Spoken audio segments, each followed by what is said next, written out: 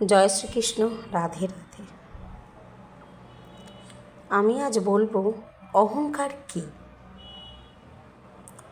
অহংকার হচ্ছে মানুষের নিজেকে বড় ভাবা, অর্থাৎ যে অহংকার করে সেই মানুষটা ভাবে সেই সব কিছু জানে, আর কেউ কিচ্ছু জানে না। এই রকম একটা ভাব থাকা হচ্ছে মানুষের অহংকার।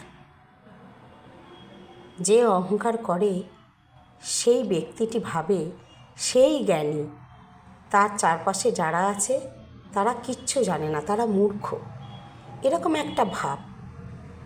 এর থেকে বেরিয়ে আসার উপায় আছে, সেটা হচ্ছে ভগবানের শরণাপন্ন হওয়া, নিঃস্বার্থভাবে মানুষের সেবা করা, সমাজের উপকার করা।